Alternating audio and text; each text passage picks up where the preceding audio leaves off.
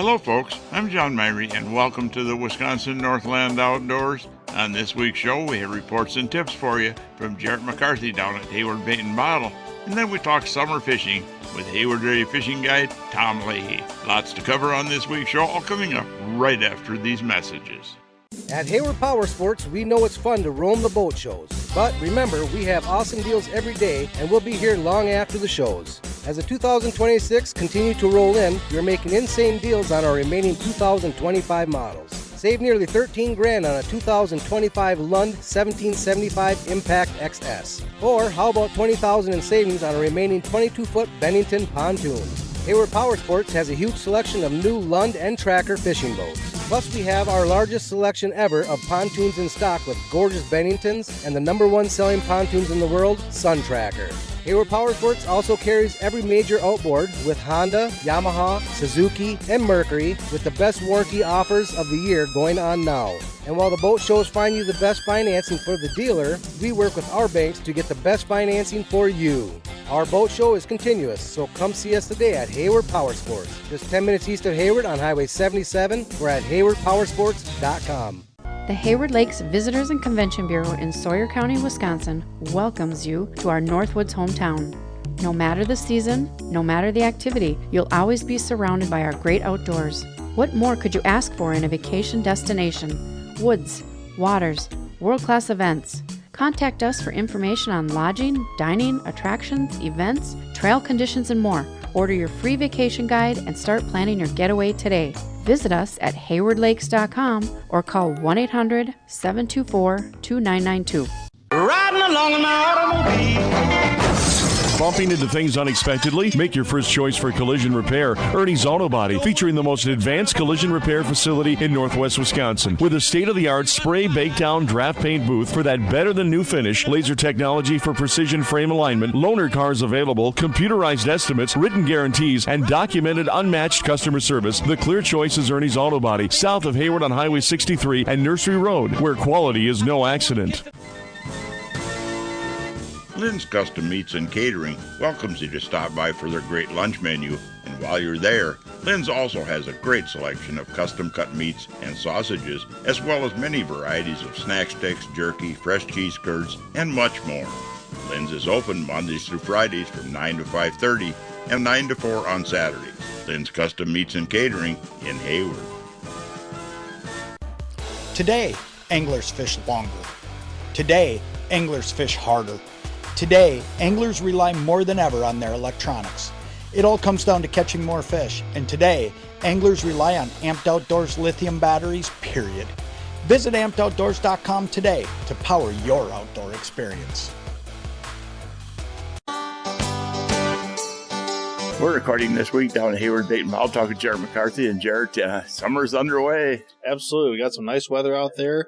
The rain has held off, so it's made getting out on the lake pretty nice. Wind hasn't been all that bad, so fishing's been downright nice being out there. Rivers are running pretty low, though, right now. Yeah, absolutely, which kind of makes it easier on our end. It doesn't give the fish a whole lot of room to move around, so when you find them, you can pin them down pretty easily. Let's talk about walleye fishing. I mean, a lot of people walleye fish yet. They want to go after them. I've been getting some decent reports. Walleyes are finally starting to move into the weeds on the Chippewa flowage. That's what we're starting to hear, too.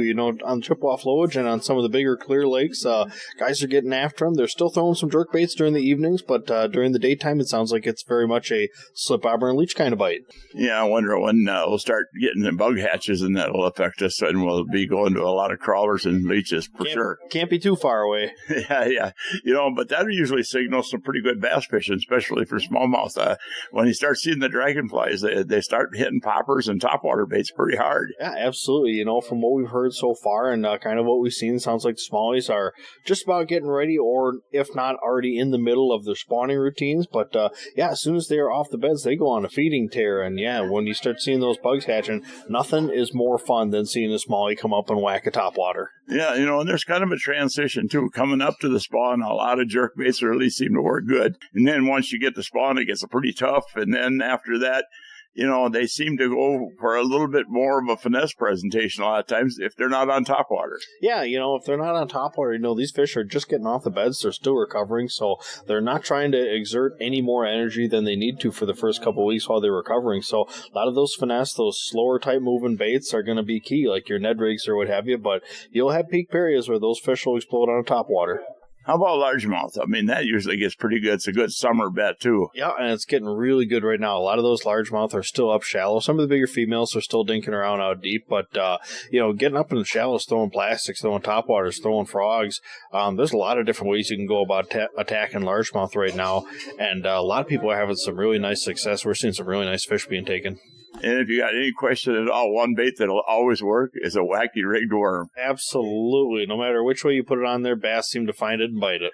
And pinfish, what's going on there? I know that's your favorite, and I kind of like going after the crappies and bluegills. Bluegills should really start to be going here. Yeah, we were out on Friday, and we had some really warm water temps, and the bluegills were mulling around the beds. They weren't quite locked in yet, but I wager that sometime earlier this week, they'll lock in. We were still seeing some crappies on beds on Friday. They're kind of right in the middle. They'll be done here soon, no matter where you are. But, fishing is still really good, and that transition bite that the crappies are going to be on, as soon as they pull off the beds, they go on a tear too, just like the smallies do, as do bluegills. But right now, it's just kind of stressing, when you're going in and fishing any of those fish that are on beds, let the big ones go. They are the future of our fishery, and if you want kids, grandkids, anything like that to enjoy the same things that you're enjoying these days, put those big 9 and 10-inch bluegills and 12 and 13-inch crappies back. A lot of people don't realize that up here, but up north up here, crappies and bluegills, the growth rate is about an inch a year. So if you're talking a 12-inch crappie or a 10-inch bluegill, you're talking a 10, 12-year-old fish, and it takes a long time to replace that fish. Those are very special fish, both to the angler that's catching them and to the system that they're coming out of. So, treat them with care. Yeah, you bet. And let's talk a little bit about the bluegill thing. They'll be up there on beds. What type of presentation you like to use for them when they're up shallow like that? There's a whole bunch of different things that you could do. Mostly you're just trying to get stuff into their face. Z-Man, a year or two ago, they came out with a panfish-sized Ned rig. That's always a great option. Just to be able to work it across the bed, that really ticks the males off. Live bait's a great option. I don't think enough people run leeches for these big bluegills. They absolutely love them. They tear them apart. And a host of other things. Any kind of plastic, you can run a drop shot and just run it right in the middle of their bed, and they'll come up and slam it. Gulp minnows, gulp crickets, gulp leeches, those work just as well. And then you're not dinking around with live bait. But, absolutely. A lot of different ways to go about targeting these bluegills and having success. The crappies, once they moved off the beds or they're out, they move out in, 6, 8, 10, 12 feet of water, weeds, wood, what? Yeah, find the nearest piece of structure. Every lake is different. So if you're on a lake that's got heavy weeds, go out to the furthest or go out to the nearest weed line that you've got just off from the spawning sites. If you're on a lake that's got a whole bunch of cribs and wood structures, head out there. But, the name of the game isn't so much picking the right bait when you're on those post-spawn crappies, it's finding them. They school up pretty well, and they get onto a piece of structure, and they hang out for a little while they're recovering, and they go on a feeding frenzy as well. And as long as you find them, it usually doesn't matter what you're throwing at them. A lot of people like, 1 to 2 inch plastics for some of the bigger fish, and they really get into them. And if you got weeds out there, too, there are some baits, there are ways of rigging to fish right over the top, and actually even in them weeds when the crappies are in them, after spawn. Yeah, and a lot of these clear bodies of lakes, when those crappies go out to those weeds, they're going to sit in those weeds real tight most of the day, and they'll come up for just a little period of time during the morning and during the evening. So making sure that you've got a bait that you can work through the weeds during the daylight hours is key. How about pike? We should talk about pike because that's a fish. If you're looking for a meal of fish to eat, we got some generous bag limits on some lakes, and they're as good as anything else out there. You just have to learn how to get the Y bones out. Yeah, absolutely. We've still seen a lot of the big pike up shallow the other day. They're up some themselves in 3 to 4 feet, but, as we continue on with this hot weather, a lot of those bigger fish are going to start to move deep. But for now, while we still have all the panfish and what have you up shallow, a lot of those pike, they are not going to be far behind. They're probably going to be on that first break, just waiting for some of those bluegills that are coming up and coming off of those beds, crappies as well. So, get into those 4 to 8 foot zones where, you've got some panfish hanging around, throw some spoons, throw some swim baits, throw some spinner baits, and you're bound to run into pike.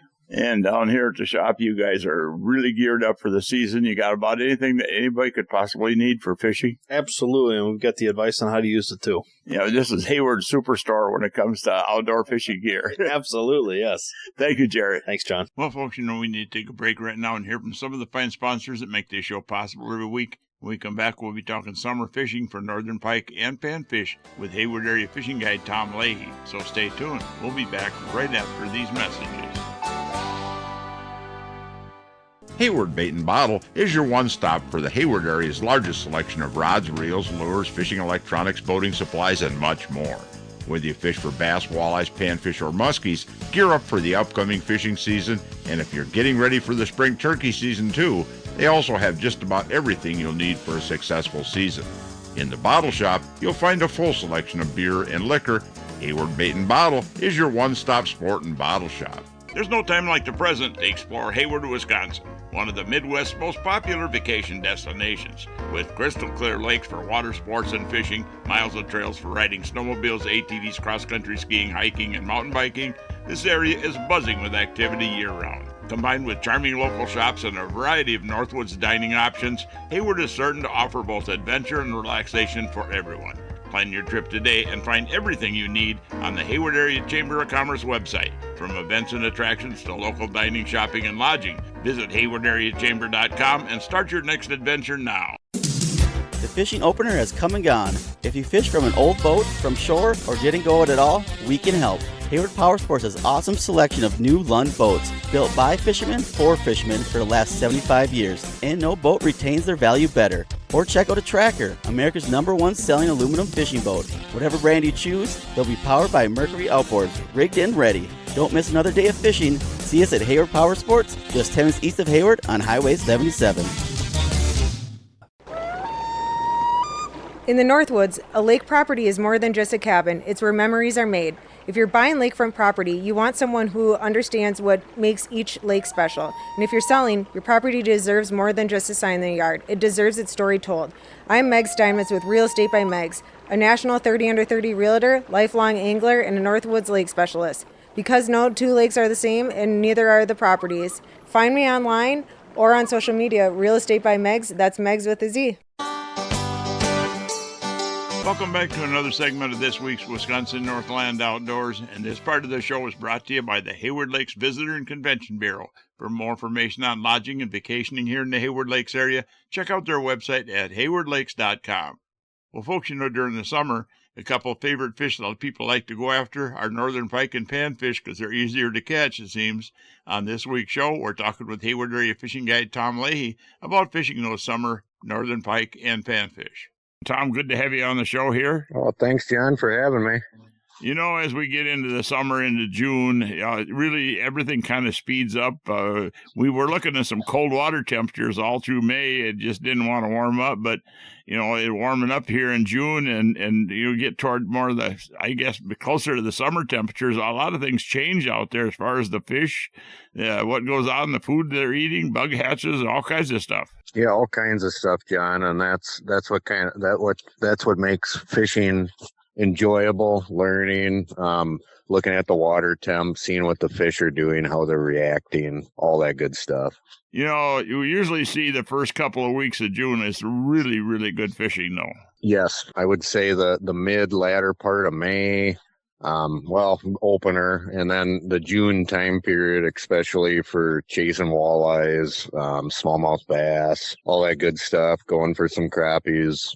Awesome time to get out on the water. It seems like a lot of people go after the walleyes, but as we, like I said, we got a really good bite going on for at least the first half of June, but then sometime beyond that, it really starts to slow up. You start seeing there's more fry in the water, more food out there, more bug hatches going on, just a lot of things that they don't have to eat your bait. They don't. And, starting out in June, let's just say walleyes, or right now transitioning to the June walleye fishing where hey, you find some walleyes shallower, moving on up on weeds or deep weed lines, stuff like that.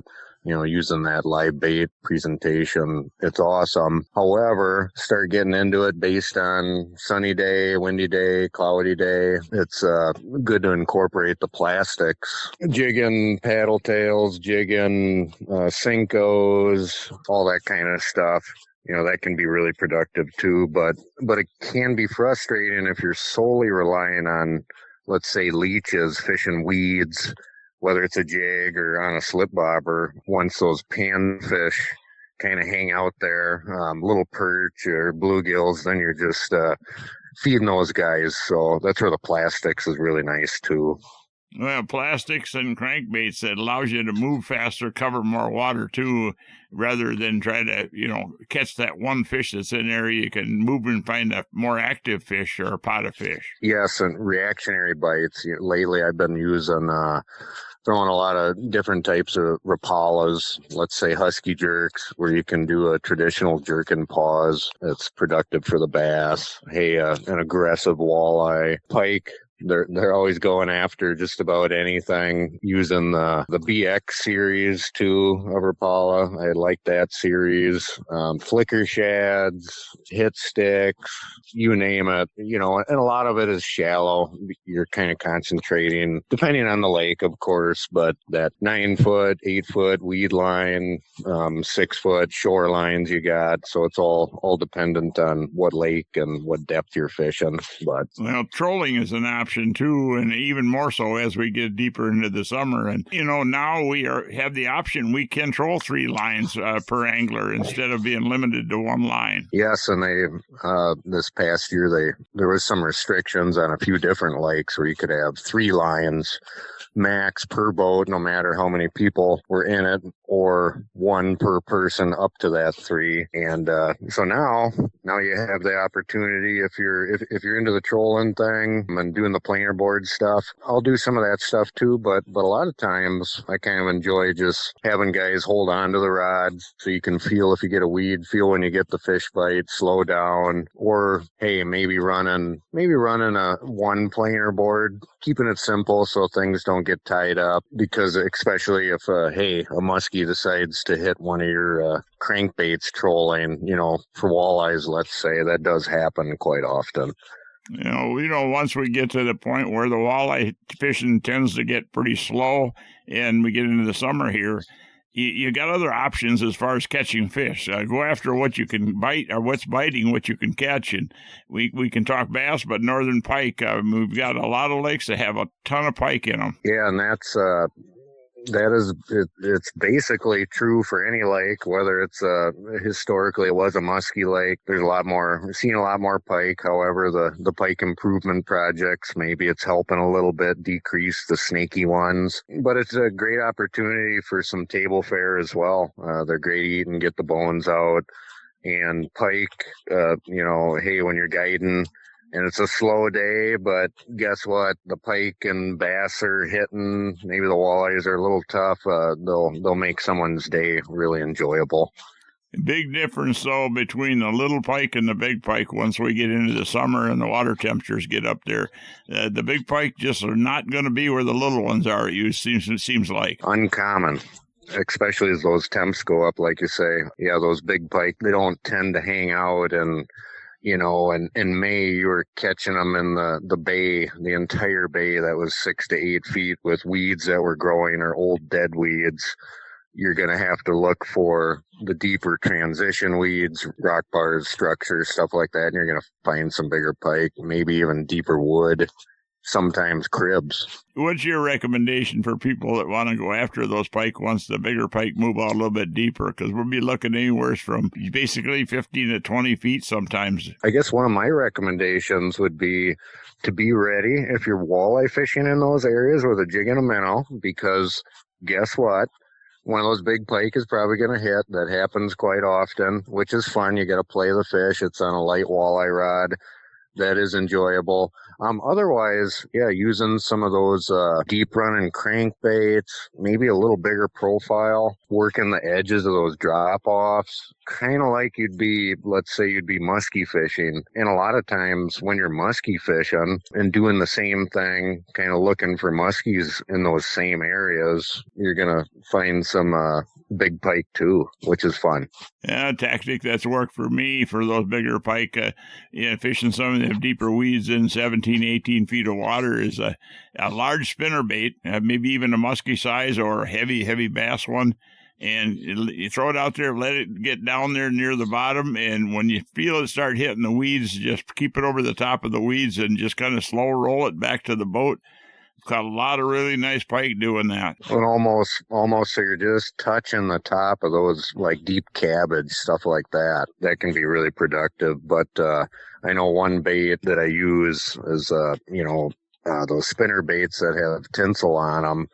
And that's been good too. A little bit, they're a little beefier, have a little bigger shank.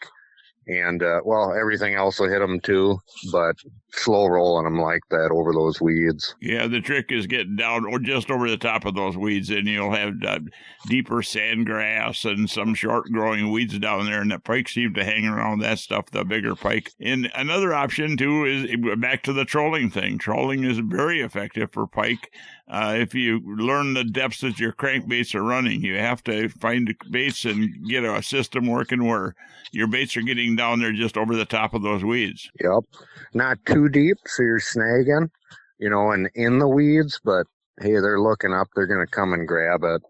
Whatever kind of bait you're running, that could be 10 feet down and 20 feet of water. Well, folks, we need to take yet another break and hear from even more of the fine sponsors that bring this show to you every week. When we come back, we'll have the second part of that talk with fishing guide Tom Leahy, so stay tuned. We'll be back right after these messages. Hey folks, come on over to Hayward Ace Hardware and check out the area's largest selection of firearms, ammo, and accessories. We carry top brands like Browning and Sig Sauer, and we have a great selection of the newest and hard-to-find models. We've got a large selection of ammo with more coming in daily. If you need a scope, we carry great brands like Leupold, Hawk, and EOTech, and we'll even mount it and bore sight it for you too. We even sell suppressors and silencers. And don't forget to check out our Guns of the Week. Huge discounts on a variety of pistols, rifles, and shotguns that change every week. So stop on in to Hayward Ace Hardware, your firearms superstore. Hayward Ace Hardware, Highway 63 North in Hayward, or give us a call at 715-634-8700. Care for the animals with help from Hayward Feed and Seed. They offer deer corn, mineral blocks, and their famous Big Buck blend. They can also satisfy the hunger of the other animals in your life with a massive variety of dog and cat foods, along with other pet foods and large animal feeds. Plus, they have an awesome assortment of cat and dog toys, along with heated water bowls and plenty of warm, cozy bedding for all the animals in your life. Open at 8 a.m. Monday through Saturday. See the experts at Hayward Feed and Seed. Hayward Animal Hospital is a full-service medical and surgical hospital featuring on-site laboratory, digital and dental x-ray, in-house pharmacy, and online store. Dr. Ostrander has 40 years of experience dealing with illnesses, injuries, surgery, and dentistry. Hayward Animal Hospital offers urgent care appointments and emergency surgery daily. Please call early in the day for these appointments. They open at 8 a.m. Hayward Animal Hospital is located 1 mile east of Hayward on Highway B. Call 715-634-8971. Big fish stories come to life at the Freshwater Fishing Hall of Fame. The world's largest shrine to freshwater anglers boasts a 4.5-story tall walk-through muskie that's a half a city block long. It's like taking a peek into Granddad's old tackle box with thousands of mounted fish, antique outboard motors, and historical sport fishing artifacts. Stop in and take a chance on our 50-50 cash raffle. You could walk away with a pile of cash. See the big ones that didn't get away at the Freshwater Fishing Hall of Fame, Highways 27 and B in Hayward. Open daily, including Sundays, through October 31st at 9:30 a.m. Welcome back to the last segment of this week's Wisconsin Northland Outdoors. And folks, we're going to jump right back into the second part of that talk we had with fishing guide Tom Leahy. As far as other summer fishing, we've always got the panfish and the bass, and panfish are usually pretty cooperative. In some lakes, they stay in the weeds, it seems like, and other lakes, at some point, they transition out to deeper wood and deeper structure, it seems like, at some point as we get into the summer here. Yep, and that's where you start. Let's say right now, the panfish, they're on the verge of moving in. Some lakes, they are starting to spawn. Give it a while, they'll be done. And so look for those deeper weeds. on the edges of where they were spawning. After that, they can be a little tricky. They may scatter. Like I said, they're not going to be as congregated, but then you start looking for wood if you're fishing like a flowage or something, or those mid-transitional cribs that aren't super deep, but in that, hey, maybe 15, 18 foot, you're going to see panfish moving on those. Sunken bogs if you're fishing the flowage. As soon as they're done, yep, they're back out there. Yeah, they're fairly easy once they move out deeper on like the Chippewa flowage, but that transition between when they were spawning and before they move out deep, they'll be in the weeds, and sometimes just finding them requires covering a lot of water. And what type of presentation do you use out there when you're looking for them? Just a bobber or what? A really good one that I like to use would be, let's say for crappies that are kind of in those, hey, the edge of the weeds, and even right now, I'm still getting them on a jig and minnow. They're thinking about spawning. You chuck a jig and minnow, weedless, and you can pull them out of there. But a little tiny spinner bait. It's a old school technique. It works June, July when those fish are kind of hanging out in those weeds, those deeper weeds. But that might be like a beetle spin or a Johnson's crappie buster. Just has a little flash on it, little tail, and covering the water, like you said. Not just sitting there anchoring and throwing bobbers. However, the bobber thing can really work if you do kind of pinpoint where there's a batch of them, chucking that bobber out there, maybe not letting it sit and just staring at it, maybe moving that bobber.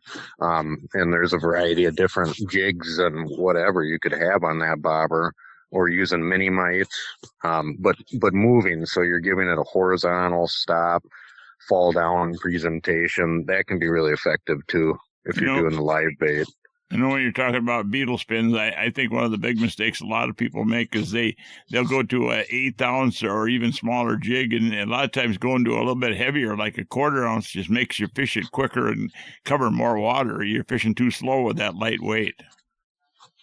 Yes, and you can throw it a long ways, which is nice too, especially if you're like using a 1/4 ounce version, a beetle spin or whatever that may be.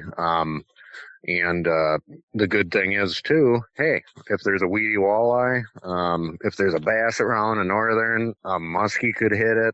Everything loves a beetle spin. That's all I know. You bet. They're true. And if all else fails for summer fishing, the bass will always cooperate, it seems like. Yes, and I know a lot of guys are, hey, doing the Bassmaster plastics, and but sometimes it can just be as simple as throwing an original floating Rapala, and you're going to catch all kinds of bass on it, especially in May, June, into July, when they're on the fringe, when they're hanging out in the weeds, after spawning, or the wood. Yeah. Yeah, if you're after the smallmouth, it depends on the lake you're on. At the flowages, you'll find them shallow, but in some of the lakes like Coudray around, they'll be a little bit deeper, right where the walleyes will generally be. Yes, a lot of times when people ask, well, Tom, we'd like to go walleye fishing / smallmouth fishing, especially in June, that's awesome, because they're pretty much hanging out in the same spots a lot of times. Well, Tom, a lot of good information there for summer fishing. Anybody looking for a guide service, you or your dad, how do they get a hold of you guys? Yeah, guys, you can get a hold of me at tomleahyguideservice.com. Or you can get a hold of Dad, Jim Leahy, at 715-558-9719. Well, thanks a lot, Tom, for taking the time with our listeners here. Well, folks, we're about out of time for this week's show. I'd like to remind everyone out there that if you miss a show, you can always go to our website at wnoradio.com, and from there you can link through to our podcast. You can also find the show on Spotify and all major podcast channels. And also, if you're looking for information on vacationing and lodging here in the Hayward Lakes area, check out the Hayward Lakes Visitor and Convention Bureau website at haywardlakes.com or the Hayward Area Chamber site at haywardareachamber.com. And lastly, if you'd like more information on hiring a fishing guide when you're up here in the Hayward area, check out our website at wnoradio.com. We've got links to just about all the different guides and a lot of information in there on guides. We're out of time for this week's show, and we'll be back again next week with another interesting show for you. Thanks for listening.